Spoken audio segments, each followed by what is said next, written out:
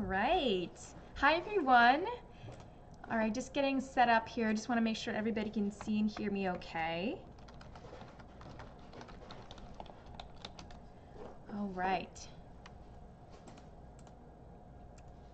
Can everybody hear and see me okay? Office hours today, January 23rd, 2019. Woohoo! Super excited. I've got a great topic for you guys today. I was just telling the team earlier that I'm really excited to talk about things to avoid putting on your resume today. So I can't wait to discuss that with you guys and answer your questions. So let me just make sure that we're good to go, and then I can hop right in. All right, great, awesome. Well, great, awesome, so much. Thank you so much for joining us today for Office Hours. My name is Ariella Coombs, and I'm one of the coaches here at Work Daily. I'm always inside our program, chatting with you guys, reviewing your resumes, cover letters, LinkedIn profiles, and all that great stuff every single day. I absolutely love it, and I've seen some amazing resumes and cover letters and profiles in the last week alone.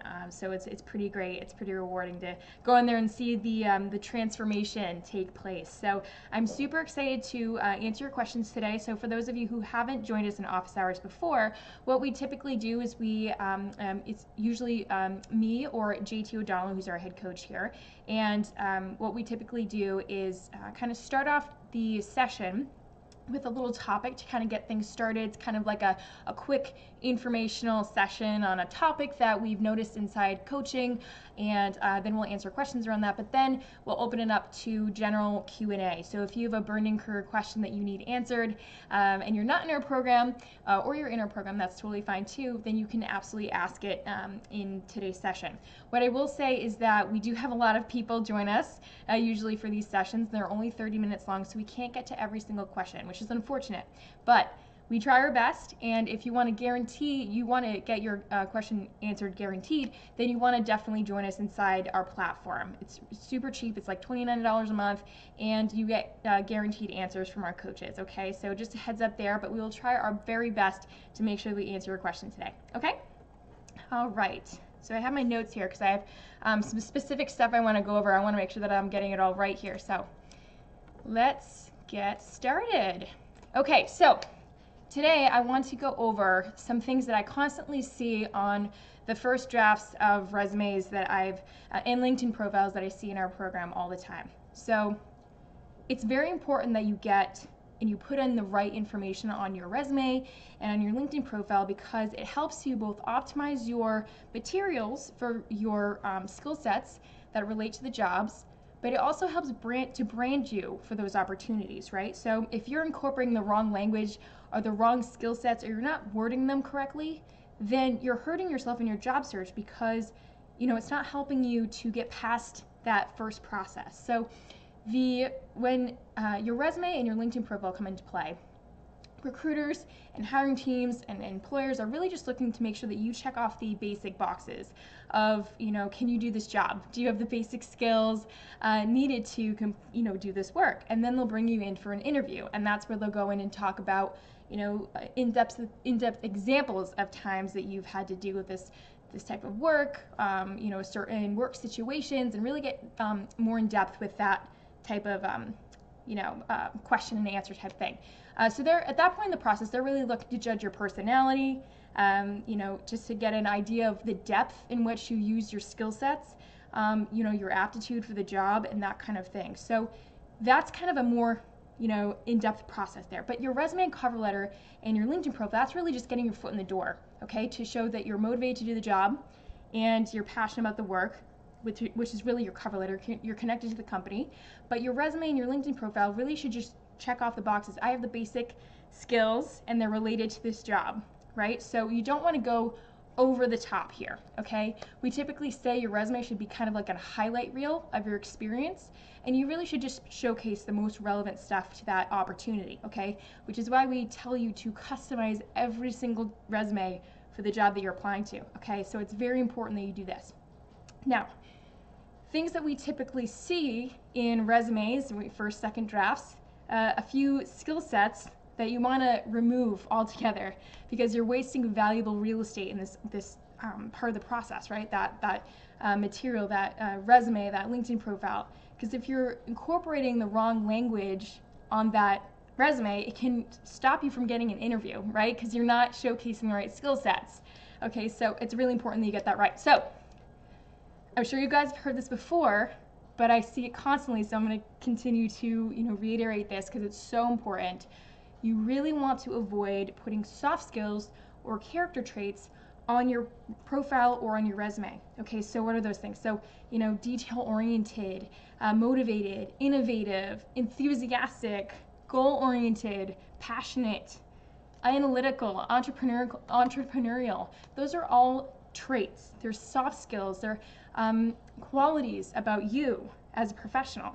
And no doubt they're important, especially for certain jobs. But at this point in the process, they're not really relevant, right? So you need to be focusing on showcasing those hard skill sets, those job-specific hard skill sets that relate directly to the job, okay? Those soft skills definitely will come into play, but they'll come into play in the interview process because you have to demonstrate them in your interactions, in your conversations, during the interviews. It's really important that you demonstrate them because you can't really tell somebody that, you're innovative, you're professional. You have to really demonstrate it because they won't believe you if you just slap it on a resume or a LinkedIn profile without having proof. And that's the beauty of hard skill sets, is because you need to have those on your resume, but you can prove them, right, with quantifiable accomplishments. That's why inside our program, I feel like I'd say this every single day, and I'm sure people are so tired of hearing it, but quantifiable accomplishments are so important to incorporate on that resume to support those hard skill sets because you can prove that you have those skills.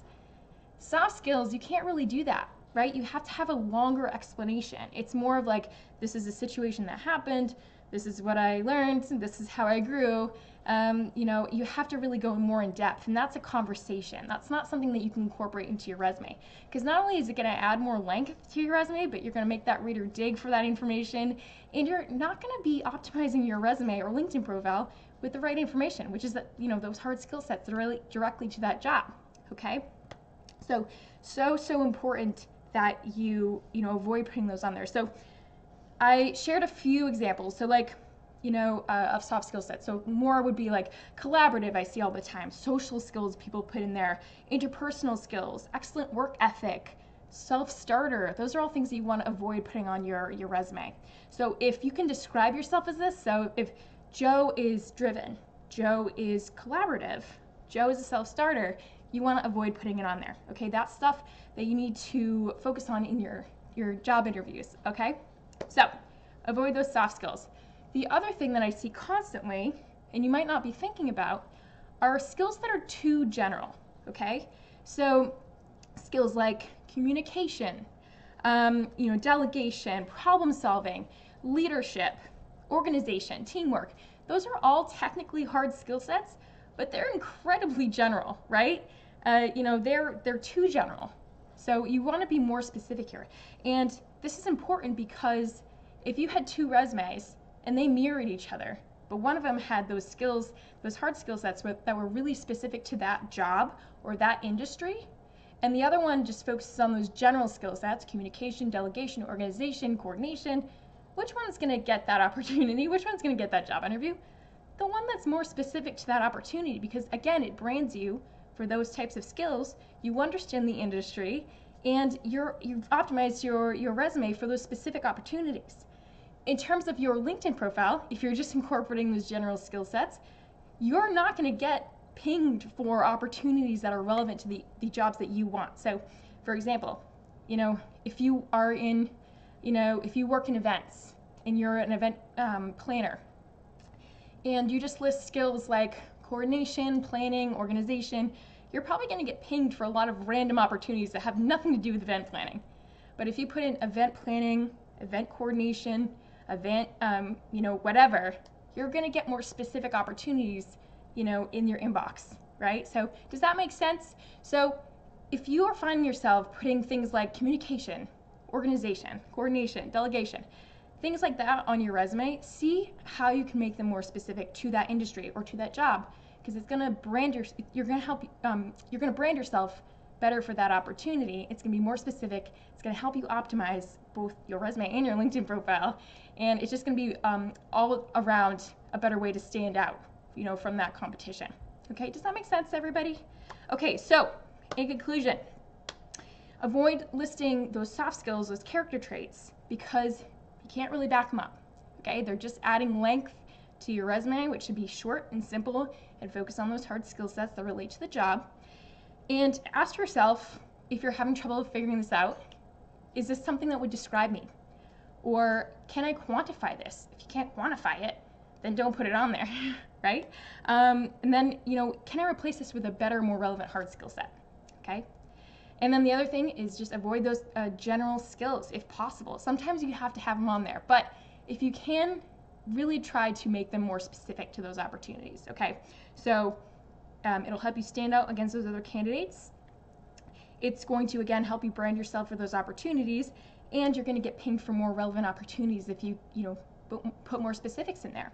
So before you, send out your resume, ask yourself, how can I make this more specific to this particular role, okay?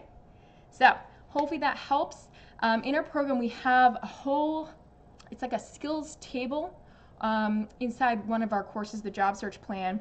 And if you sign up for a subscription, you can have access to this, but it kind of gives you an idea of what other skills you should be thinking about in terms of like transferable skills. Another thing I want to quickly address is if a skill is transferable, is it too general? And that's not always true. Like you can have communication, transferable skill set, way too general, right?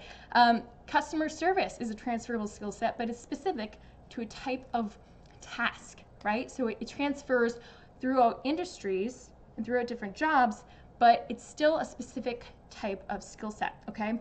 What other ones did I have here? Oh, project management, public speaking, fundraising. Those are transferable skill sets, but they're still specific in their own way, right? They're not just general, like coordination, okay? Does that make sense? Okay, so I hope that was helpful, and if you have any questions for me, whether it relates to this or anything else in your job search or career planning, let's go. Let's answer them. All right. Oh, I got a good comment here. So that's interesting.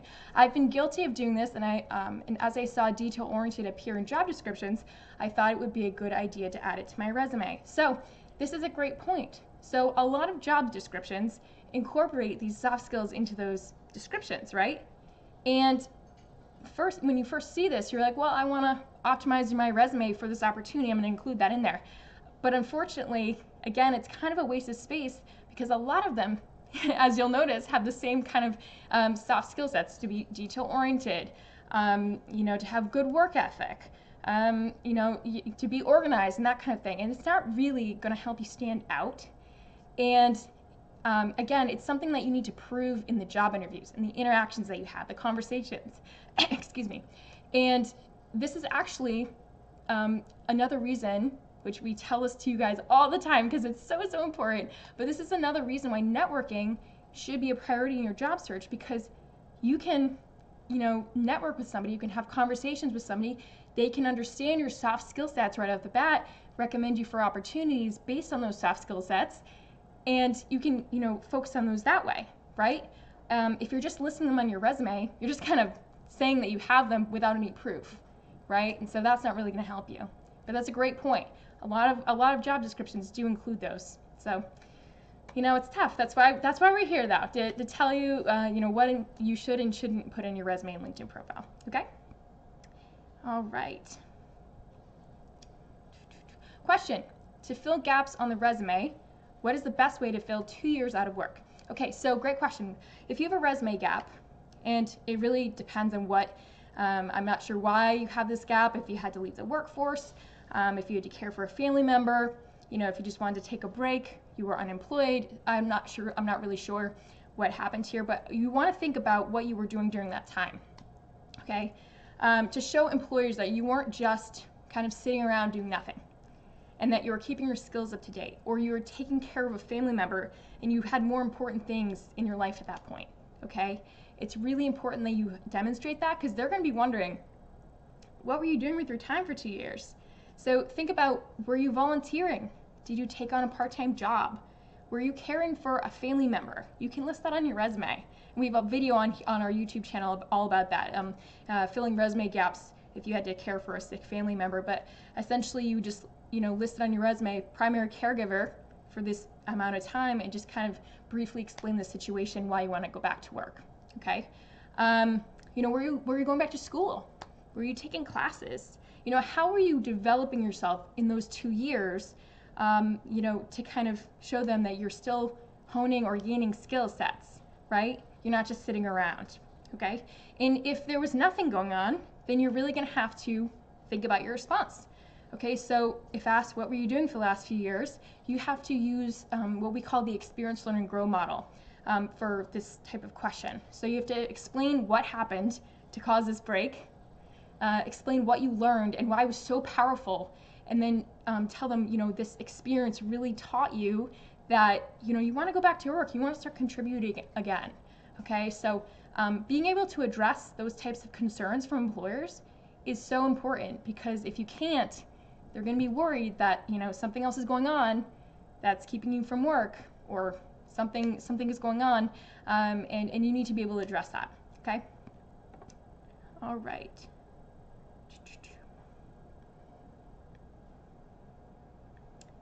All right.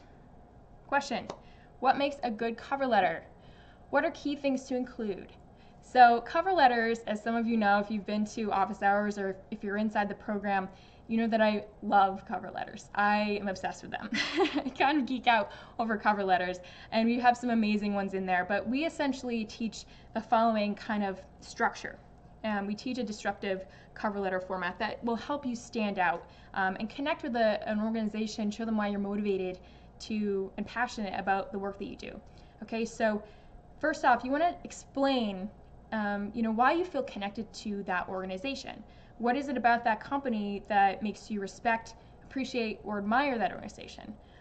Was there a moment in time that you understood, you've learned the true value of what that company does, in a deeper level? Why would you want to work for this company over any other company, or why would you feel proud to represent this company? There has to be some kind of connection, because not only is that going to help you stand out right from the get-go, because you've tailored it to that organization, you're speaking directly to them, they'll see that you did your due diligence and you understand them, you get them as an organization, but it's going to show them that you already feel like this is a company you connect with, and you can be a part of that team. You can fit in there. So you're essentially spelling out to them, this person has a deep connection with this company, shares similar values, beliefs, believes in our mission, whatever it is. And so that's really going to help you stand out and kind of get them at hello. So first off, focusing on that connection. The second thing that I like to have people do is to talk about the problem that you solve as a business of one, like we teach here. So what is it that you do? How do you add value to the employer, your client? And why are you motivated to do that on a deeper level, right? So what do you do? Why are you motivated to get out of bed every day and do that? Okay, show them that you're passionate about this type of work. It's bigger than a paycheck for you. Okay, it's a true opportunity to contribute in a way that you know how and that you care about, right? So this is a really important piece. Then from there, you want to go into a narrative example of a time that you solved this problem. What did you do? What was the situation? What did you do to change that situation? What were the results? Okay, just showing them a narrative example to kind of say, hey, I've been there and done that. I'm not just telling you that I have these skill sets. I'm showing you, I'm demonstrating it, okay? So those are really the three biggest components of a great disruptive cover letter, and they work, promise you. I love going into the program and seeing that people, someone just told me the other day that they got an interview and their cover letter, they told the recruiter said that their cover letter was really the reason that they got in there. And that was so cool because it's a pretty big company. I was pretty pleased. So it definitely helps. It helps you stand out when you're using a generic cover letter format, and saying to whom it may concern, I'm applying for this job, at this company, this is why I'm qualified, bullet point, bullet point, bullet point. It's kind of a snooze fest, and you're essentially reiterating what you've already said on your resume, and that's not really the best use of that tool. So definitely check out that disruptive cover letter technique. Okay. Let's see.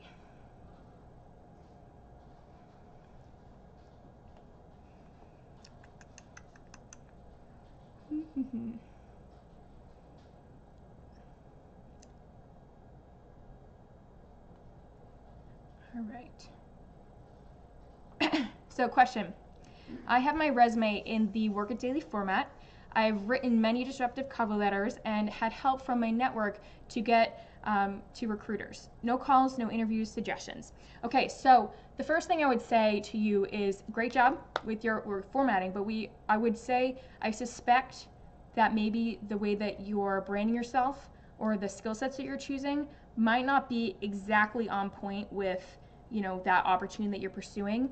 Again, if they're too general, if you're using those soft skills, that can make it harder for the recruiter to see that value. And if you're branding yourself well, you're using the right skill sets, you're avoiding those soft skills, and then using your network, that's great. I will say sometimes it takes time to get through, depending on your industry, depending on your level. But the biggest thing is what I tell people when they're kind of feeling stuck in the situation is to, look to their network and recruiters, honestly. Like, if you're not hearing back from recruiters or if you're getting passed up for opportunities, shoot them an email and say, thank you so much for considering me.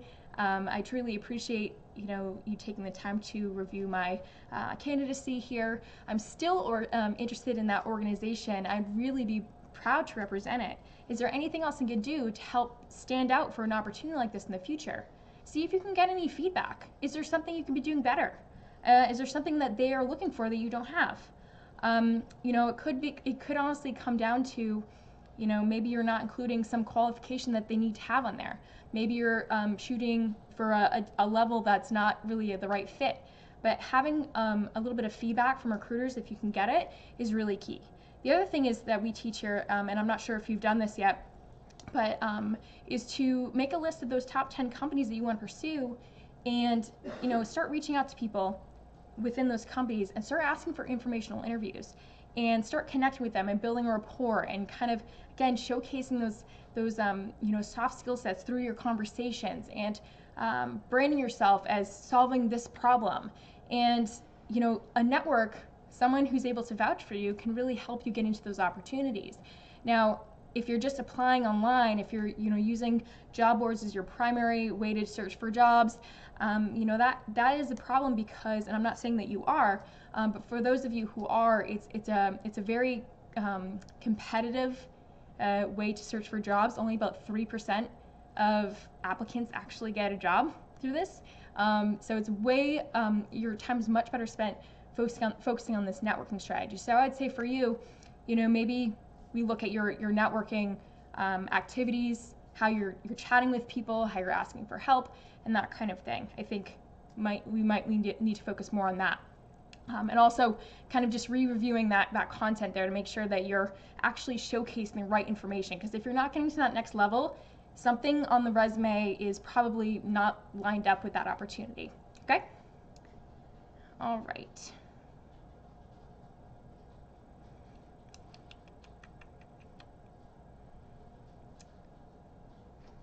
Okay, so question, this is kind of related and kind of something we kind of talked about earlier, but question, I understand what you're saying, Ariella, but soft skills are what the company puts in the requisition and uses on the ATS.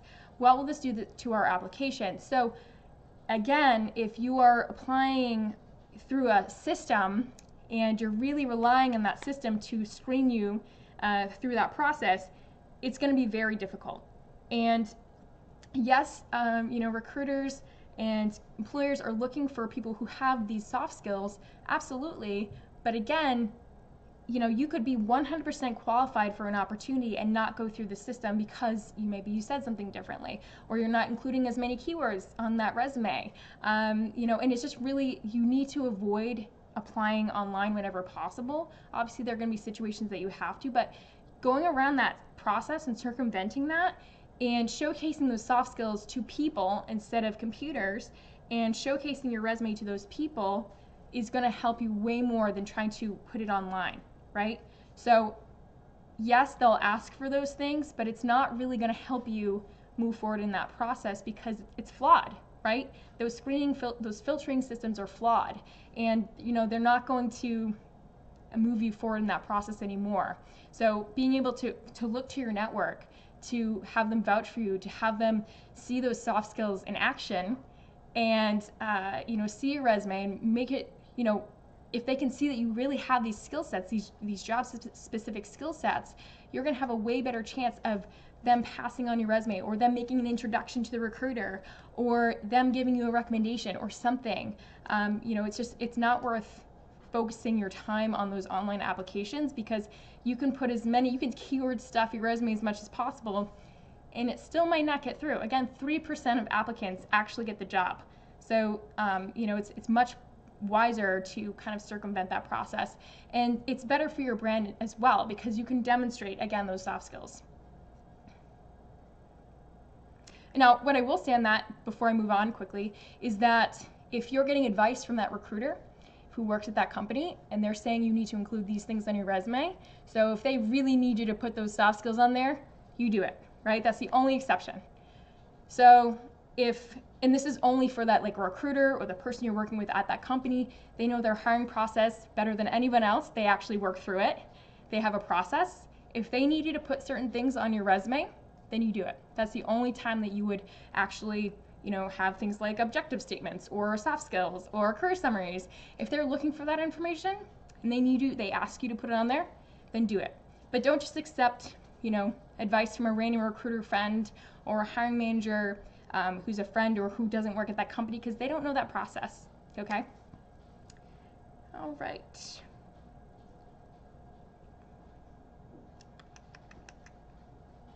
Oop.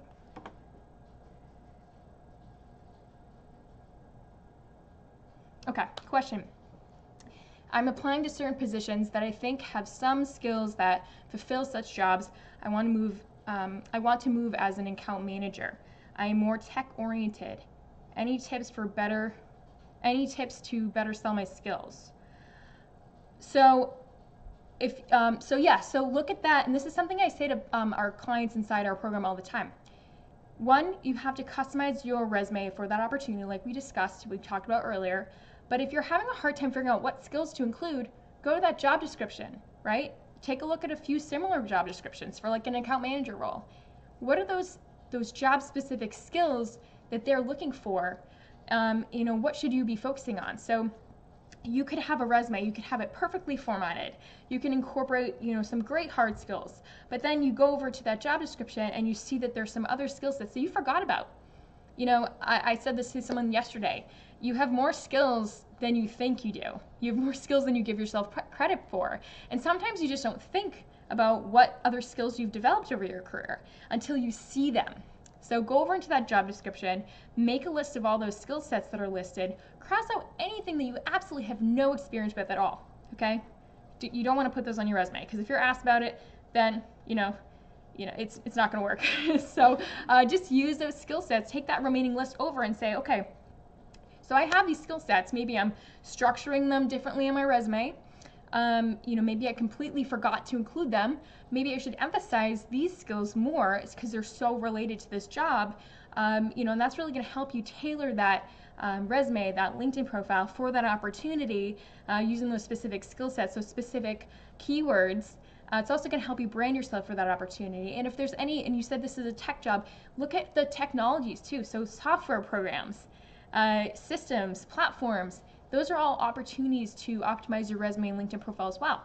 Are there specific programs that you need to have proficiency in order to do the job? You want to take those into account. That's going to help you optimize your resume. It's going to help you show them that you are skilled in this area, you have the experience, and you know how to use the system. Okay, so if you're really struggling to figure out which skills you should be using and incorporating, take a look at that job description and even compare it to certain other job descriptions in that similar line of work. So that way you're thinking about skills that you might not have thought that you had before.